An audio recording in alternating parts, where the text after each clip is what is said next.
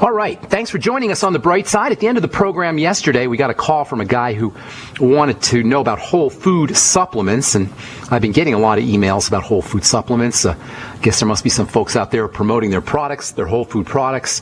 I've been getting emails, Facebooks, phone calls about whole food vitamins. So I thought it'd be an important topic to talk about today before we continue our discussion on cysteine and N-acetylcysteine and some of the other cysteine detox elements. N-acetylcysteine is so important for mercury detox, and N-acetylcysteine's relationship to selenium with the for detoxification. And then there's foods that contain cysteine that also have interesting detox properties. We'll be getting into that next week and over the coming Bright Side episodes. But first of all, I want to get into this whole idea of whole food supplementation, whole food supplements. For those of you who don't know, a whole food supplement is a multiple vitamin and mineral and accessory nutrient dietary supplement that contains plant material, basically fruits and vegetable materials, that in turn contain nutrients. Vitamin C, the B complex, minerals and such. So a whole food supplement is basically just food that has been standardized to contain a certain amount of nutrients. If you look at the ingredient deck, not the supplement facts, but the ingredient deck on a whole food supplements, you're going to see things like fermented organic food blends and organic kale and organic cranberry and collard or spirulina, chlorella, spinach. This is a list of ingredients taken off the label of a whole food supplement made by a company called Real Food Organics. Another highly regarded whole food supplement product is made by a company called New Chapter. I like New Chapter. They make some good stuff. You'll look at the ingredient deck from the New Chapter men's whole food product. Shows ingredients like lithothamnion, which is a type of algae, organic milled soy, yeast, maltodextrin, orange peel, lemon peel, organic carrot powder, organic alfalfa powder, organic molasses. So what you can see here is the bulk of your whole food supplement, which is going to set you back maybe $30, $40, up to $50 or $60, even $70 for a 1 or 2 month supply. You can see that the bulk of the ingredients in your whole food supplement, your very expensive whole food supplement, is nothing more than a smattering of fruit and vegetable powder, perhaps a little bit of yeast or maybe some algae in there as well. That's great. No one's going to say fruit and vegetable powders or algae or yeast are a problem. No one says they're a bad thing, and certainly the idea that there are things in these foods that support the way vitamins and minerals work, but which themselves are not essential nutrients, just supportive cofactors. This idea of using cofactors and using foods, that's a good idea. It's valid. This is why you want to eat food. This is why you want to eat good food. This is why you want to eat nutritionally dense food. Why would you need to buy a supplement to get fruit and vegetables and seaweed? Why would you need to spend $30 to $50 on a supplement that's got a little tiny bit of fruit powder and vegetable powder and seaweed powder in it? The idea of a supplement is to supplement our food. The idea of a supplement is not that the supplement is food, it's to supplement the food. It's to spike our food, to bump up the nutritional value of our food. To supplement is to support. The idea of a supplement is to support our food. We don't need to buy a whole food supplement. The point of supplementation is to use whole food and then bump up the nutrients in the whole food with a supplement. To supplement is to spike something. If you want the cofactors in whole foods, that's great. Eat vegetables and eat fruits. Then you'll get the cofactors. Eat yeast. Yeast's a great source of vitamins and minerals. Nutritional yeast is an awesome, awesome supplement or food. Eat it. You don't need to buy a supplement that contains a little bit of yeast or a little bit of fruit and vegetable powder in it. Eat yeast. Eat food. Eating food is the ultimate way to get a whole food supplement, and it's only going to cost you a few pennies a day.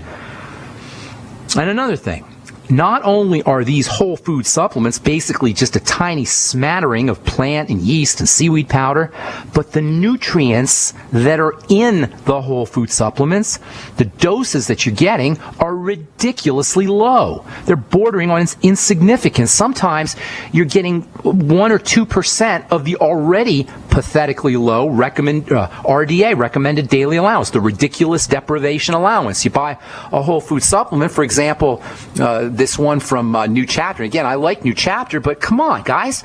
If you buy New Chapter's Every Man's One Daily, you're getting on the order of half, 50% of the already low levels of chromium. You're getting 60 milligrams of vitamin C, which is basically just the RDA, the ridiculously low RDA. You're getting 1.5% of the recommended daily allowance of calcium, which again is already ridiculously low. You're getting 1%, 5 milligrams of magnesium.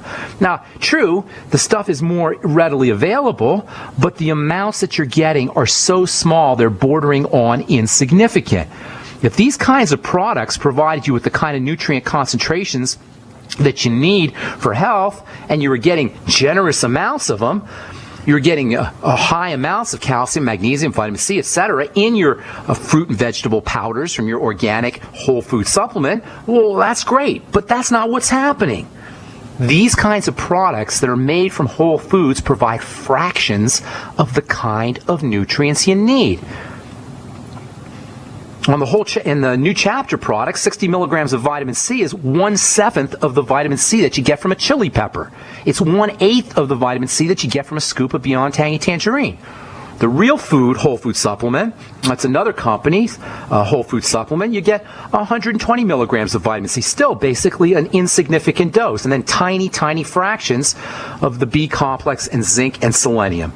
Think about it. If you're getting a whole food supplement, you're getting a whole food. That's great. Except you're getting the amount of a whole food that wouldn't even fill up a thimble. Break open your whole food supplement capsule or crush up the tablet. You'll see what you're getting. It may be concentrated. That's true. But it can't be all that concentrated. Just look at the nutritional value.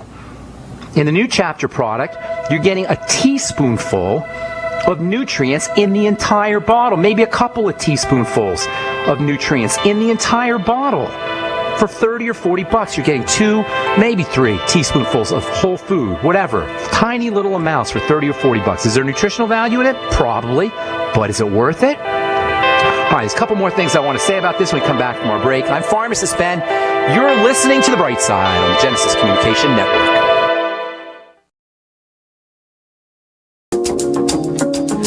All right, we're back on The Bright Side. I am Pharmacist Ben. 855-660-4261 is our call-in number if you have any questions about health, nutrition, prescription drugs. If you want to chime in on the subject of whole food supplements, I'd like to hear what you guys have to say. If you're in the business, I'd love to hear what you guys have to say about whole food supplements. My take is, why would you pay $30 to $40 for a little tiny bit of whole food? Now, is it true that whole foods are better than supplements? Probably. Whole foods have various things in them that help the body absorb them, help them get absorbed. This whole interest of absorption is also very, very interesting and a little confusing as well. When we swallow a supplement, when we swallow a food, a whole food, or otherwise when we eat a food, that supplement goes down our gullet into our stomach where it's mechanically broken down and dissolved in our digestive juices. And from there, our supplement, whole food or otherwise, moves into the intestine where it's further broken down and it's further processed. At this point of contact between the food or the supplement or the whole food supplement and the intestine, this is where absorption takes place, absorption into the body. But this is different from absorption into the cells of the body. This is just absorption into the body. You know, when you put something in your mouth and it goes in your digestive system, that's not really in your body, technically. It's in your digestive tract, which is technically isolated from the rest of your body, except for a few little places where it gets into the body. So you eat your food, take your supplement, it goes into the intestine. At this point, this is where the various types of nutrients, the various forms of nutrients, and the various proportions of nutrients are going to play a role. This is where foods have their advantage over supplements, and this is where whole food supplements have their advantage over regular supplements. In the case of minerals, because of their natural positive charge, the body has to attach certain molecules to change the electrical charge of minerals in order to get them into the intestinal cells. That's called chelation. You probably heard the term chelation, and the body naturally will chelate minerals. So you'll eat a whole food or a whole food supplement or whatever you're eating, you put it in your mouth, it goes into your intestine, the mineral is separated out from the food, from your hamburger, from your supplement. Now that mineral has a positive charge. That mineral with the positive charge is not going to make it into the intestine. The body has to protect it. The body has to somehow cover that positive charge up. And it will do it in a process called chelation. The most important natural chelating agent is something called picolinate. You guys have all heard me talk about zinc picolinate. You've probably seen chromium picolinate. Picolinate is a substance that's made in the body, and the body sticks picolinate onto a mineral, and then that mineral will get absorbed as a picolinate, absorbed into the intestine. Food-based minerals, plant-based minerals, colloidal minerals, these also have their positive charges protected, and this is where food-based minerals and colloidal minerals have their advantage. This is why the Beyond Tangy Tangerine minerals have their advantage over the cheapo kind of minerals that you get in drugstores. This is why this was Dr. Wallach's great insight, or one of his great insights, was the idea that a colloidal mineral, a plant-based mineral, is better absorbed than an inorganic mineral. The colloidal form, the protected form, makes it not only more readily absorbable, but also makes it non-toxic. That's why you can eat all the colloidal iodine you want, and all it will be is a nutritional supplement, or all it will provide is nutritional support. But if you did regular iodine with a positive charge on it, it would kill you. Colloidal minerals are protected. Colloidal minerals are more readily taken in. Same with plant-based minerals. Same with whole food supplement minerals. This is where whole foods really have an advantage. Whole foods have their advantage at the level of absorption into the intestine. The problem is the doses. You're not getting the kind of doses that you need, and you're paying a heck of a lot of money for a whole food, for a tiny little bit of a whole food. In terms of vitamins, vitamins are activated by digestive juices, and then they're carried into the intestinal cells by various molecules that are called transport molecules or carrier molecules that sort of attach themselves to the vitamin and chaperone them into the intestinal cell. And here again, food vitamins and food-based vitamins are probably going to be taken in more effectively because of proportions and because of cofactors and because of the amounts of the vitamins. Higher doses of vitamins may affect absorption. You may get, if you take a higher dose of vitamin than you need, you may not get the absorption that you may not be absorbing all of that vitamin. This is why it's always a good idea to divide your doses. This is why, in my opinion, it's better to sip on your Beyond Tangy Tangerine than to take it in all at once in one big dose. And again, this is where food-based supplements, while being more expensive, may be advantageous in the sense that you're not going to be wasting, you won't be wasting nutrients, but again, you won't be getting as much either.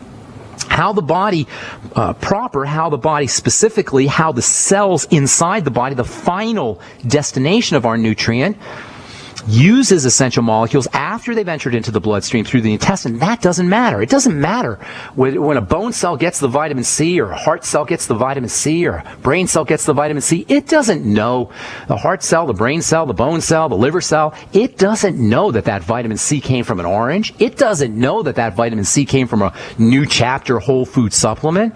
It doesn't know that the vitamin C came from a regular vitamin C pill. It just knows that it's vitamin C. At the point where the nutrient is going to be used for biochemistry. I'm not talking about absorption in through the intestine. I'm talking about at the point where that nutrient is being used for biochemistry, for making collagen, for upregulating some kind of chemical process, for detoxification, or for whatever.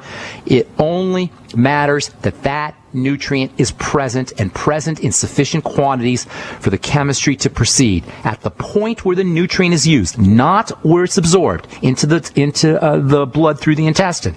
At the point where it is used by the blood cell, by the bone cell, by the liver cell, by the brain cell. At the point where the brain cell or the whatever cell meets the vitamin C, all that matters to that cell is that stuff vitamin C? Is that stuff magnesium? Is that stuff chromium? Is that stuff calcium? It doesn't matter where it came from. It doesn't matter if it came from an orange or a pepper or a whole food supplement or Beyond Tangy Tangerine or anything else. And by the way, the synonym for vitamin C is ascorbic acid. So anybody out there saying, well, you don't want ascorbic, and I hear this is craziness. You don't want ascorbic acid. Ascorbic acid can't be used. I hear all kinds of things about ascorbic acid as if it was a different molecule. It's not. It's a synonym for vitamin C. Vitamins have chemical names. All vitamins have chemical names. The chemical name for vitamin B1 is thiamine. The chemical name for vitamin B2 is riboflavin. The chemical name for vitamin B3 is niacin, and the chemical name for vitamin C is ascorbic acid. It's not a different form of vitamin C. It's not an artificial form of vitamin C. It's not a toxic or in any way problematic form of vitamin C. It's a synonym for vitamin C. To the gal who wrote me a letter saying how disappointed she was that the Beyond Tangy Tangerine is made with ascorbic acid and vitamin C, please understand that ascorbic acid is vitamin C. And by the time our vitamin C has passed through the intestinal cells and entered into the body via the blood, there's no more orange or chili pepper or mango or cantaloupe or lemon left in it. It's just vitamin C, and at that point it doesn't matter. Once it has entered into the blood system from the digestive tract, where it comes from, it doesn't matter where that source was. If that vitamin C came from a whole food supplement, that may be an advantage as far as absorption into the intestine goes, or through the intestine, but it's irrelevant to the final body cell, the liver cell, the bone cell, the immune cell, whatever cell that is absorbing it. All right, I got a few more things I want to say, and then we will get to your phone calls at 855-660-4261. I'm Pharmacist Ben. We'll be back right after this. Don't go away.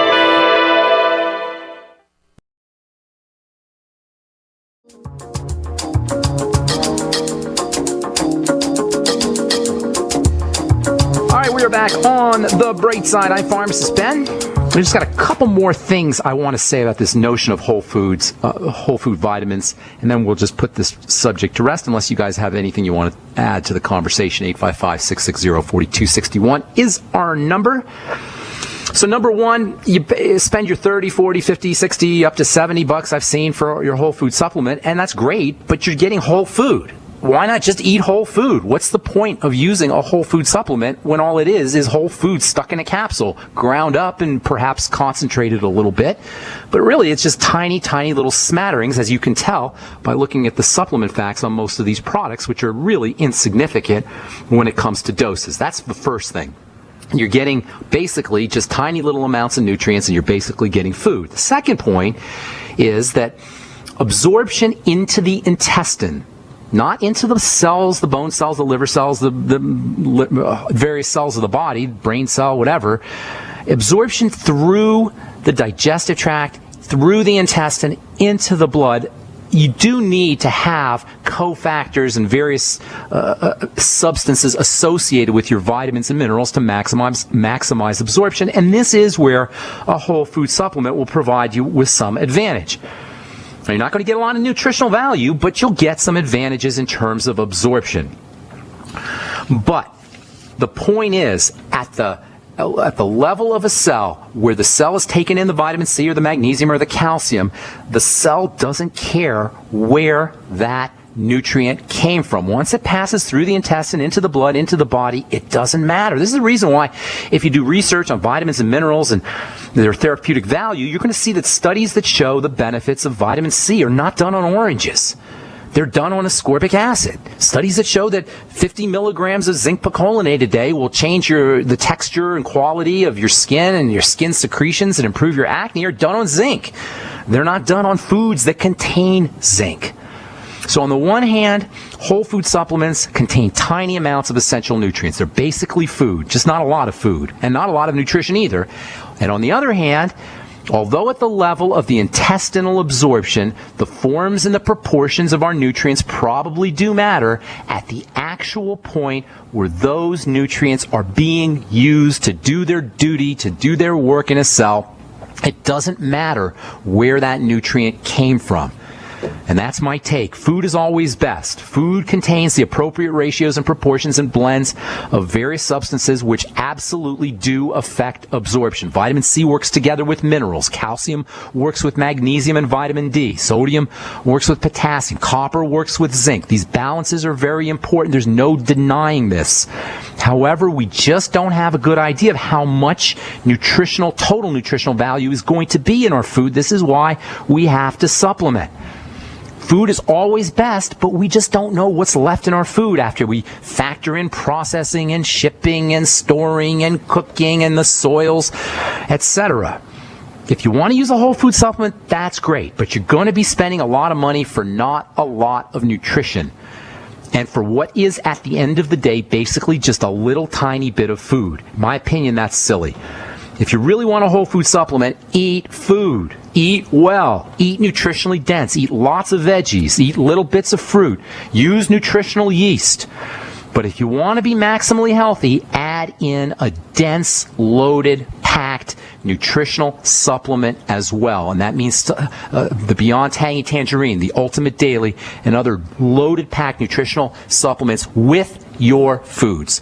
And that's all I'm going to say about that, unless you guys want to contribute to the conversation. 855-660-4261 is our number. On our next Brightside episode, we'll continue talking about the hardening protein cysteine, actually the hardening protein cysteine's detox properties, and that'll be on our next Brightside episode. Time to hit our phones. Let's go to New York and welcome Judy to the Brightside. What's up, Judy?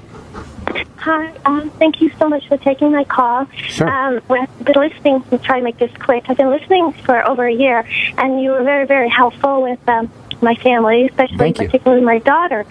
And so I got the bone soup, the tangerine, the probiotic. Okay. So, but my daughter, she's a 19-year-old, and I emailed you a couple of times regarding her menstrual cycle. On the first day of her period, most of the time, like 90% of the time, she would faint, and her blood pressure would drop. And each time she would, go to the bathroom, she'd get very clammy, and she would fall off, the commode sometimes, or have to carry her back to her bed, and she would have to just sleep the day away. She could not eat anything. She would regurgitate. Okay. So the doctor said that, listening to you, I know it's a digestive problem. But, I just don't know exactly what to do. Okay. So I started giving her the bone soup and, taking away the pastas, the carbohydrates and all that. And that helped. It helped a lot. However, of course, being first year in college, she goes to college, she's on a meal plan. They have all the pasta, pizza you want. And she, passed out in her dorm.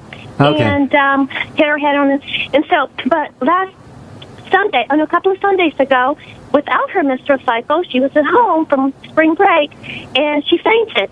Okay. And I took her blood pressure. It was 90-something, and I gave her orange juice and vitamin C and everything, and her blood pressure went up to 104, 105, which the doctors say is normal for her. And so, but on Thursday of the same week, she complained of chest pains, and I rushed her to the emergency. They talked to me about troponin levels being elevated so high. About what levels? I'm sorry, what did you say? Troponin enzymes, the troponin enzyme level were very high, and that indicated apparently that she had a heart attack. So they, of course, I was totally but anyway, they admitted her and said that because of these troponin levels, cells have died. Usually the heart has been damaged, and we want to do an angiogram. They did EKG. They kept her for 4 days. They did a total workup. Everything was normal except the troponin.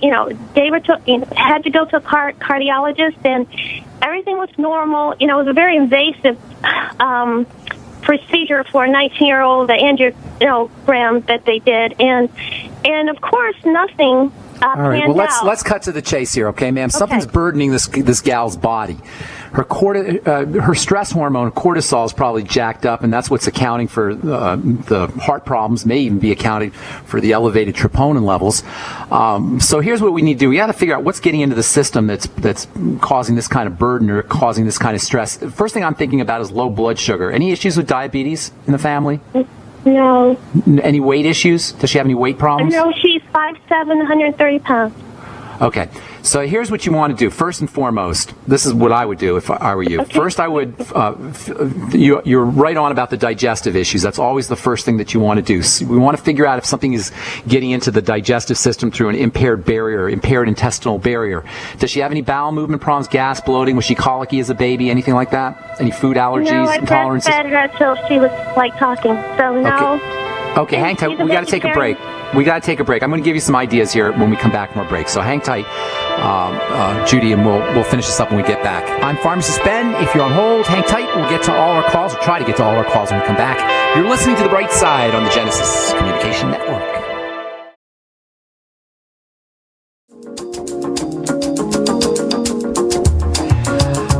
back on the bright side, talking to Judy in New York. Judy, I'm going to go a little bit fast here, okay? So, okay, and then you can always send me an email, ben@ksco.com, and I just put on there that we talked on the radio, and I'll get to, make sure you put your phone number in there, and I'll get back to you. So you always want to backtrack. Whenever you got some problems, health problems, you want to backtrack to our triangle of disease. That's the first step. The triangle of disease is the digestive system, the blood sugar system, and then the adrenal stress system. Now, if she's getting her fainting spells at the beginning of her period. Is she bleeding heavily, by the way? Yes. Okay, she has heavy bleeder? Yes.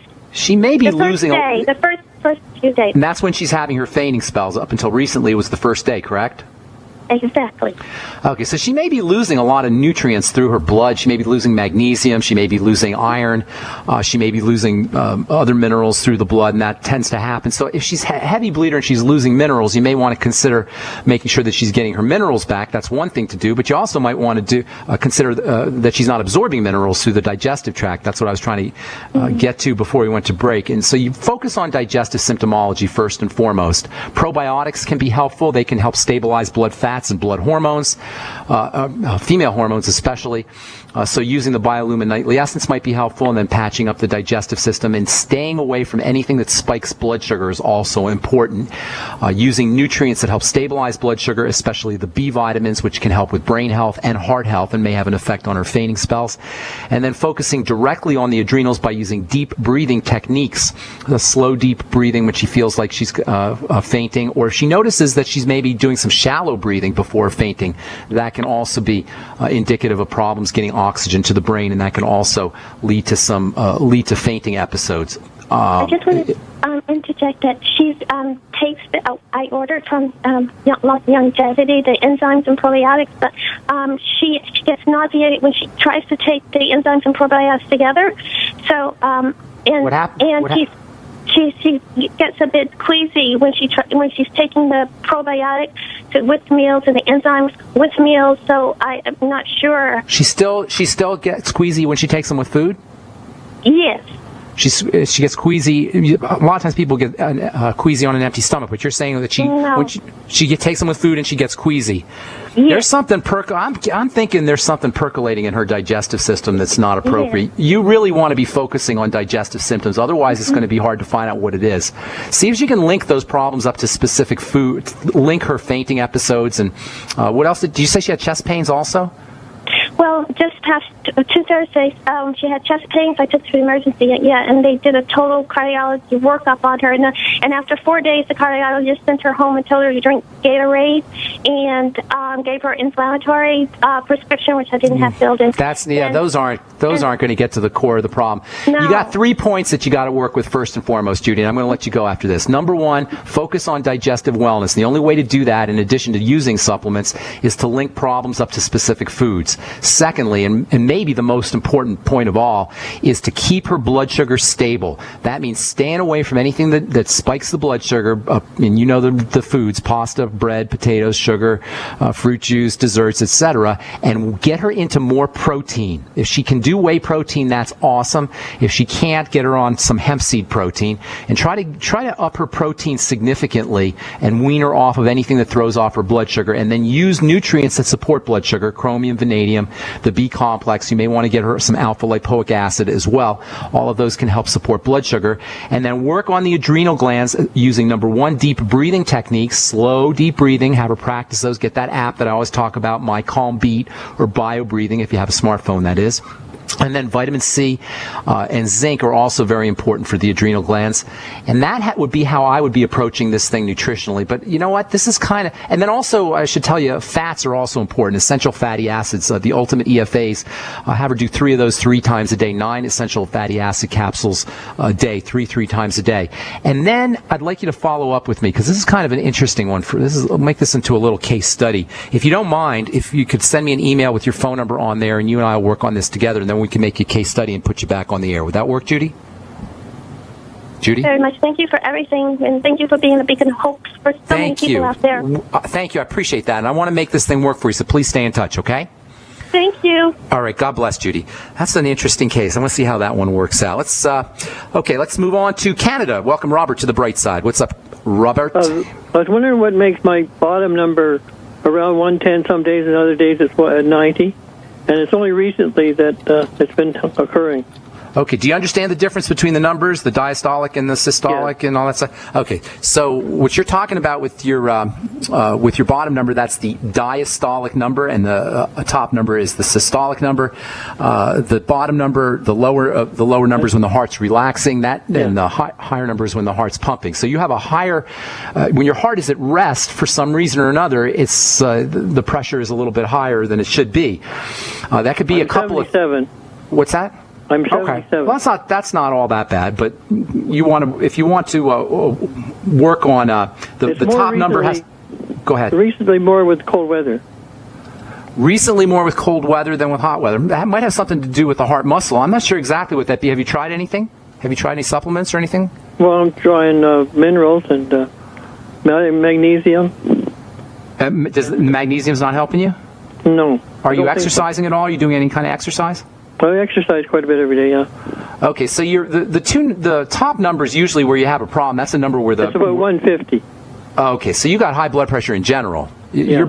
Okay, well, that's a whole different story. Okay, so here's a couple of things for you. Number one, you want to think about the stress hormone cortisol, lowering your cortisol levels, relaxing the heart. That might have something that might be beneficial for you. Deep breathing techniques are always your best way to lower cortisol levels. Relaxing using hot water is also another strategy. A hot bath or hot shower or a hot tub, that can have a nice relaxing effect on lowering blood pressure. In terms of nutritional supplements, magnesium is probably the most significant, although niacin can help you too. You might want to try time release niacin, or all the B complex. I take the niacin time release. And you didn't notice a difference with that? No. What are you using for your B complex? Just the multiple Bs. Get on the Beyond Tangy Tangerine. That's got a big dose of the B complex, especially thiamine, which can have a nice effect on the heart. Zinc can also be helpful. If you're not using zinc, you might want to use 50 milligrams a day of zinc as well. And then essential fatty acids, especially the omega-3 essential fatty acids, have a nice relaxing effect on the blood pressure. If you have any digestive problems, that's going to cause a clogging of the of the circulatory system. Anytime stuff gets into the blood through the digestive system, that can cause an immune reaction and increase stickiness of the blood.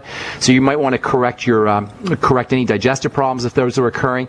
And also elevated insulin can also be a problem. In fact, elevated insulin is one of the main problems when it comes to hypertension, as most diabetics can tell you. So if you're eating insulin spiking foods, sweet foods, sugary foods, bready foods, cereals, that kind of stuff, you may want to reduce those, as well as start to use nutrients that help protect insulin, help stabilize insulin. Chief among those would be things like chromium and vanadium, alpha lipoic acid, the amino acid taurine, 400 milligrams of alpha lipoic acid, maybe 100 to 200 milligrams of the amino acid taurine, 500 to 1,000 milligrams of the amino acid arginine can also help you with blood sugar and insulin, and then choline, choline, choline may be helpful. As far as the only one I'm not taking.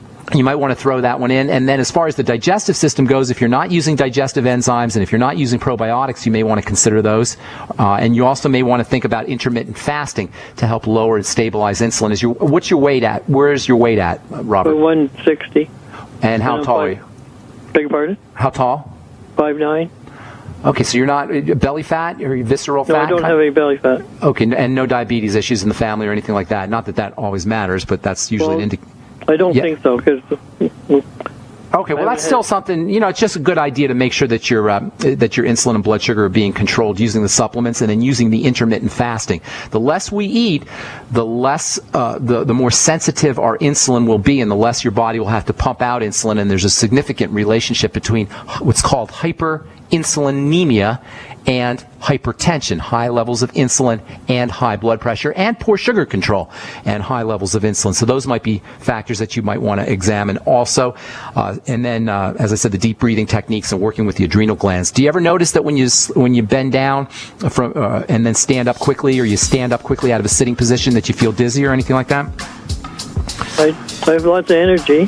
No. Did you hear I said do you feel Yes. dizzy after you move from a sitting position to a standing position or lying position to a standing position?